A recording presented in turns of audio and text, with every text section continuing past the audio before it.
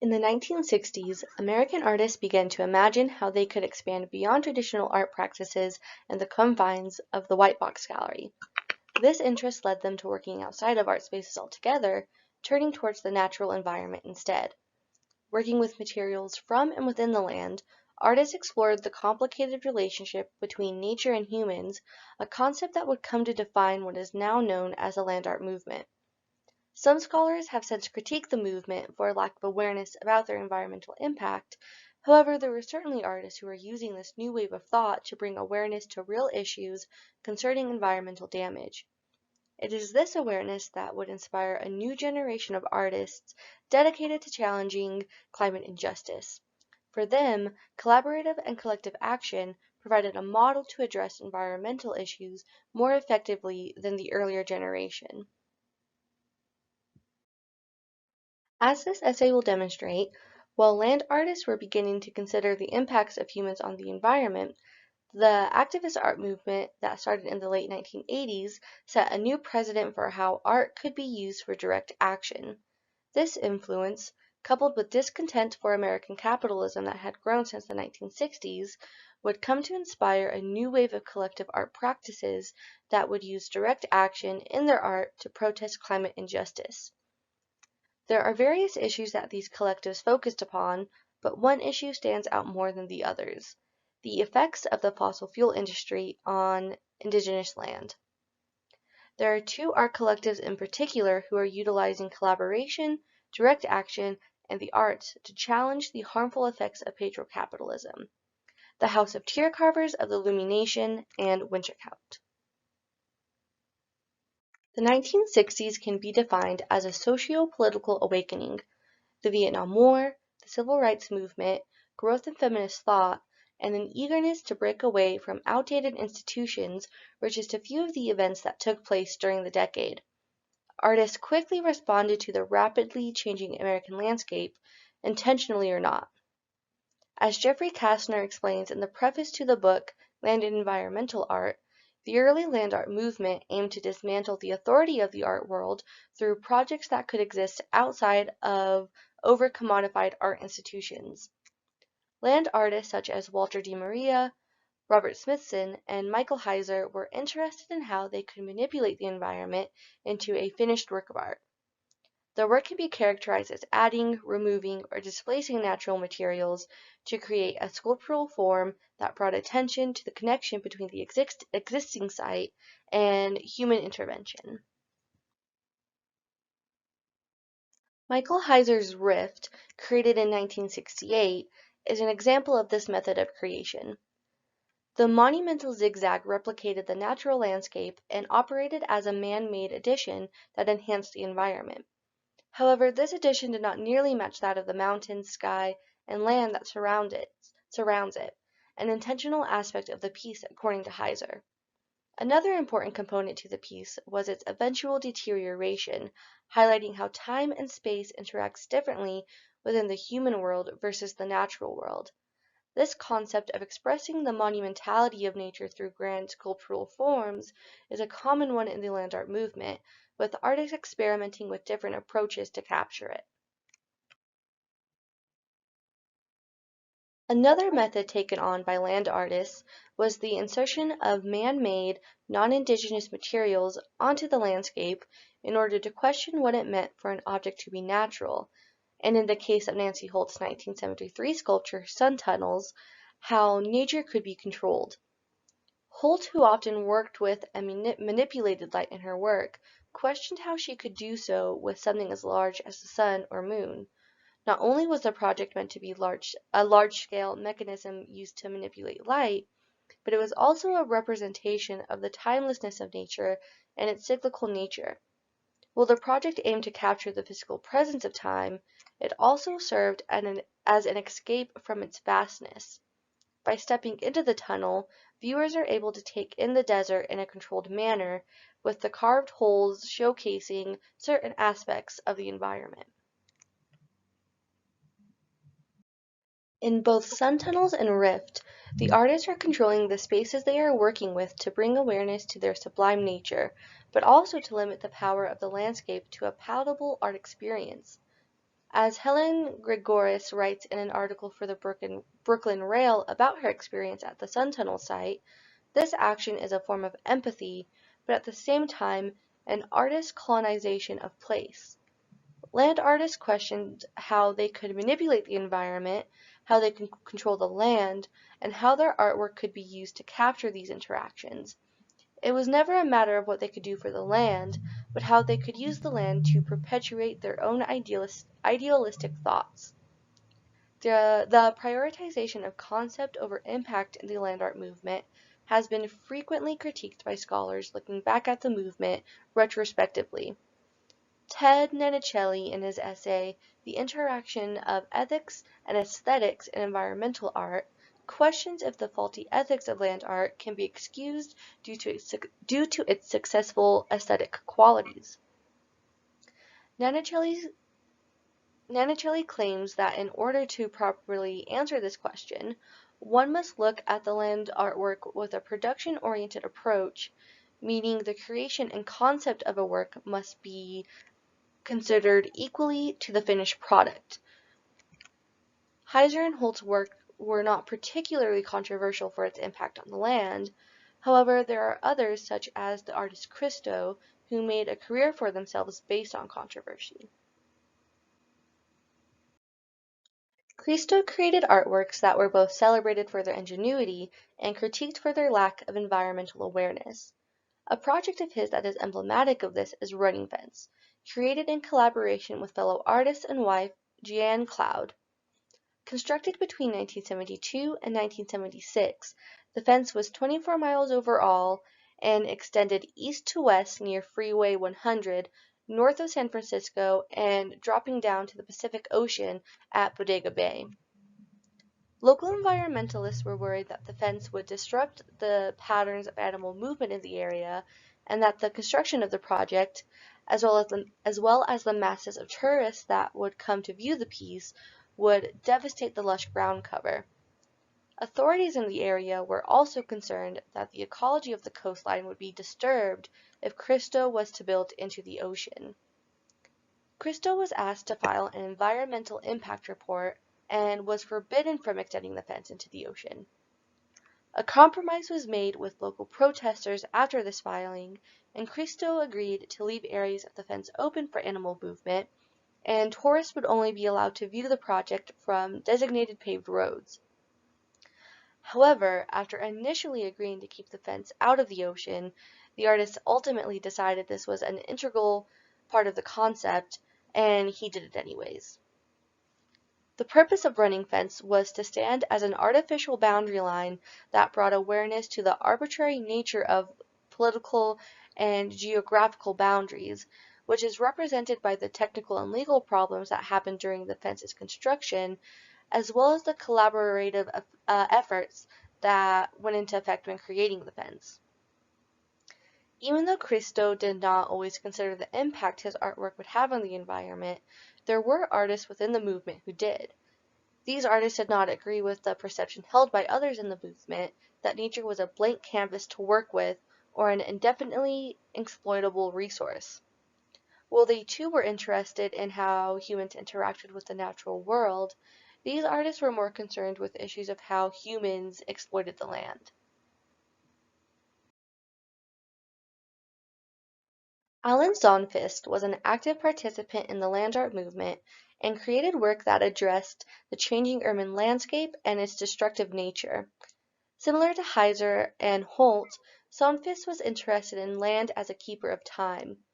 His most laborious project undoubtedly was Time Landscapes, wherein the artist converted anonymous sites throughout 5 New York boroughs back to their pre-colonial states, beginning in 1965 and concluding the project in 1978.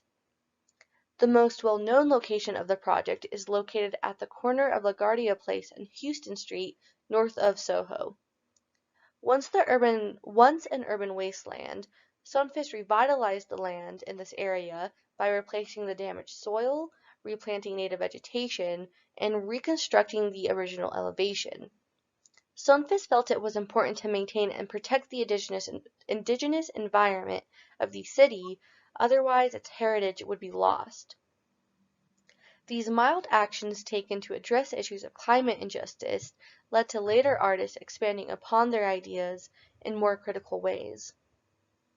The artists involved in the land art movement were certainly no strangers to protesting capitalistic systems and advocating for socio-political change, but it was rare for this sentiment to be present in their actual artwork. Even artists such as Alan Sonfist, who used their artistic practices to rejuvenate the natural landscape, were unsuccessful in using their works to promote genuine change within society or bring awareness to the current social political conditions that were contributing to climate injustice. However, the movement was important in laying the foundation for direct action through artistic practices to take hold, with the 1990s and post-2000s being integral to pushing artists towards activist-based artworks. During the late 1980s and throughout the 2010s, artists and activists began to work together to challenge unjust capitalistic systems in the U.S. While the land art movement's tactics were mild, art activists amplified their practices to include artistically fueled strikes and protests that would come to create real social change. One of the most profound and successful strike art movements of the late 1980s to 1990s was the AIDS Coalition to Unleash Power, or ACT UP. ACT UP was founded in New York amid the fears of the HIV/AIDS epidemic, declaring themselves a diverse, nonpartisan group united in anger and committed to direct action to end the AIDS crisis. The movement not only aimed to challenge institutions such as the government, the pharmaceutical businesses, and the healthcare system, but they also sought to create a community based in radical support and empowerment. One of their first protests was against the FDA and the pharmaceutical company Burroughs Wellcome. ACT UP identified these two entities as acting corruptly in relation to the approval, creation, and disbursement of life-saving HIV/AIDS medicine. After a slow approval process, the FDA finally deemed the drug AZT safe for use. However, it was incredibly toxic and cost users more than $10,000 a year through Burroughs Wellcome. On March 24, 1987, ACT UP took to the streets, with hundreds gathering at Wall Street. Activists blocked traffic in the streets, and an effigy of FDA Commissioner Frank Young was hung in order to bring awareness to the institute's inaction. The protests would receive national attention, and in the following weeks, the FDA announced plans to improve upon their approval processes, and Burroughs Wellcome dropped the price of AZT by 20%. ACT UP was only one of many political movements to pop up between the late 1980s and 2000s that ignited a movement characterized by art activism.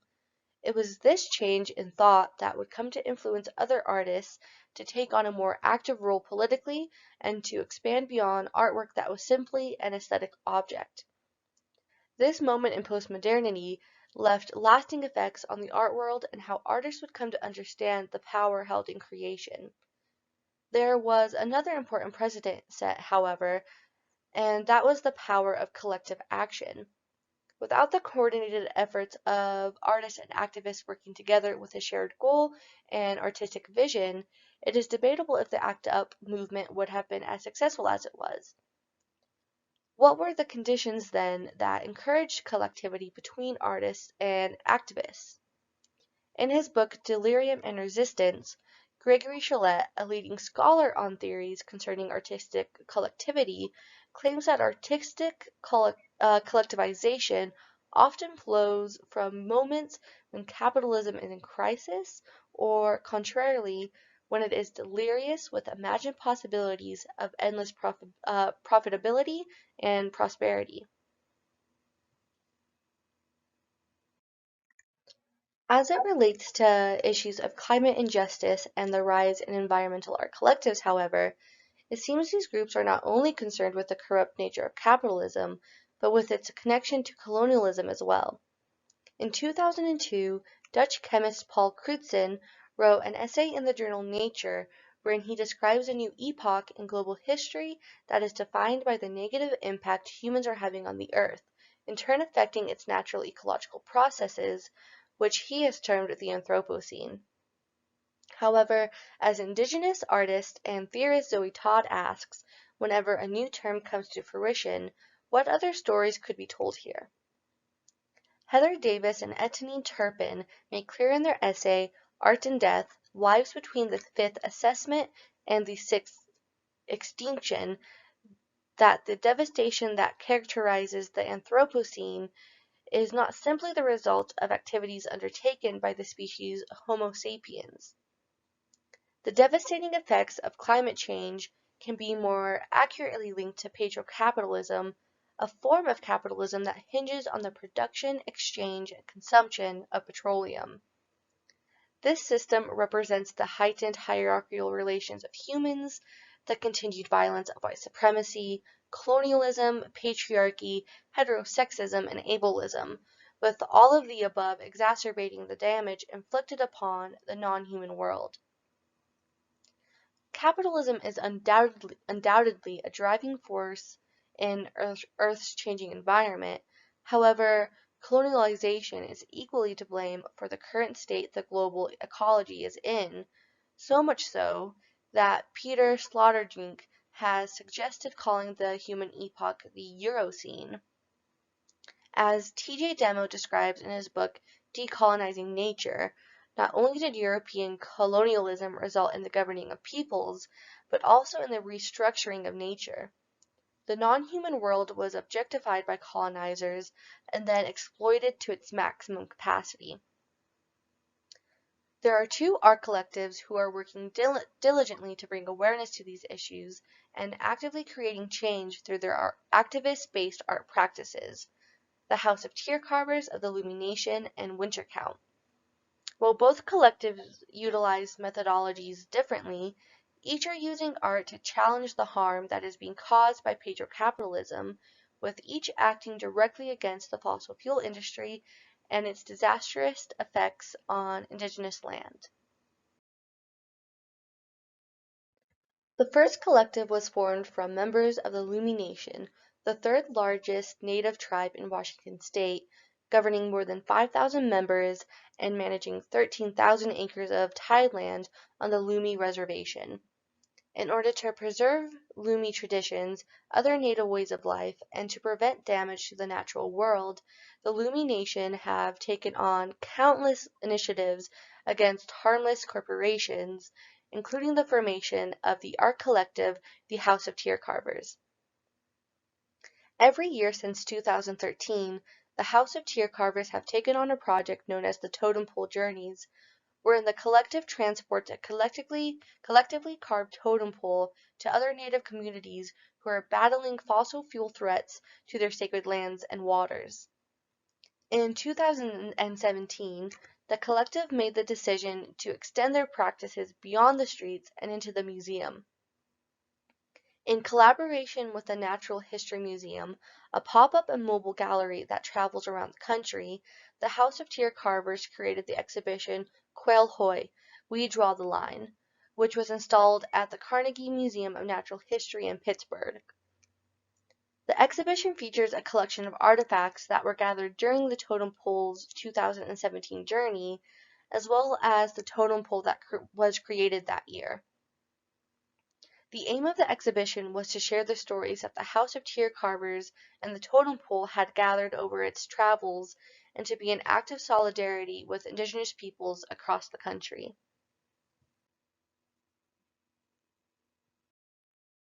The second collective, Winter Count, is comprised of the artists Kanupa Hengsa Luger, Dylan McLaughlin, Ginger Dunhill, Merritt Johnson, and Nicholas Galanin.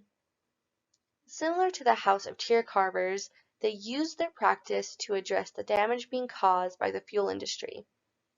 Working in film, performance, installation, sculpture, storytelling, and sound composition, the collective aims to cultivate awareness, respect, honor, and protection for land and water, for all the living things that have lived here and for all the living things to come.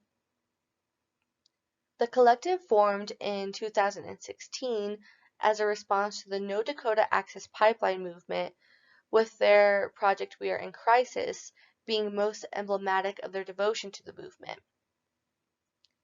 Preparation for the Dakota Access Pipeline began in the fall of 2016 with bulldozers clearing land to create space for the 1,172-mile pipeline that would carry crude oil from the Bakken Shale oil fields in North Dakota to Patoka, Illinois. In protest, Oceti-Sakowin citizens and allies, now known as water protectors, gathered in the thousands at camps near the Missouri River in North Dakota to prevent the completion of the neocolonial infrastructure.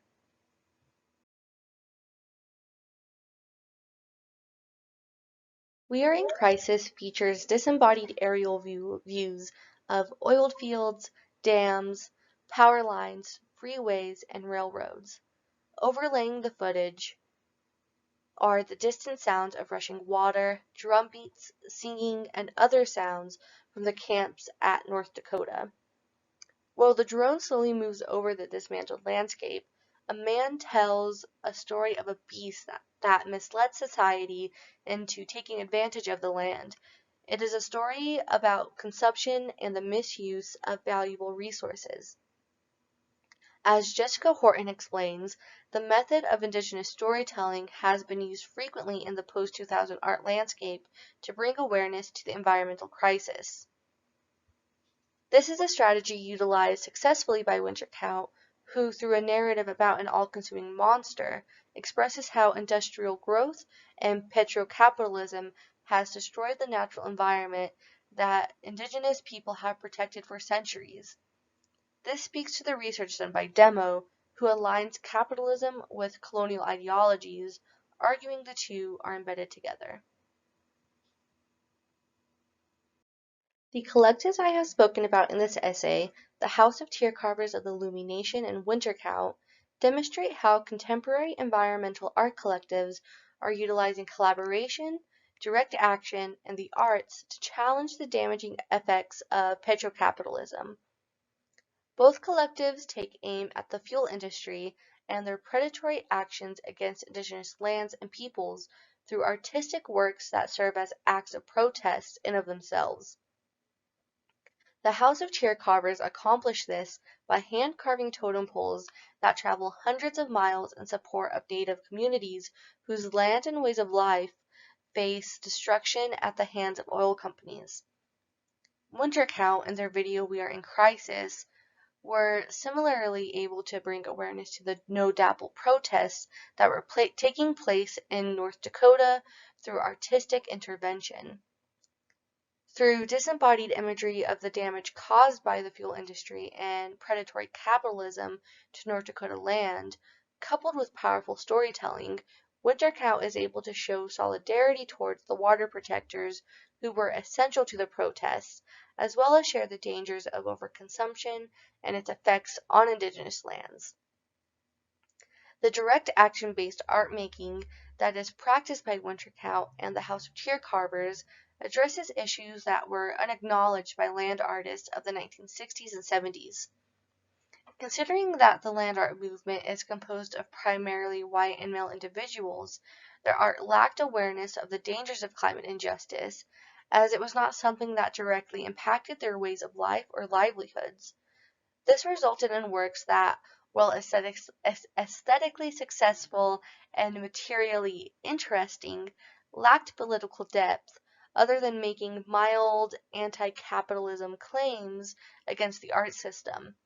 However, the land art movement did contribute to bringing conversations about the natural environment and its connection to human activity to the popular canon, allowing the movement to grow in new directions, which eventually would result in the powerful artwork and protest being created by Winter Count and the House of Tear Carvers.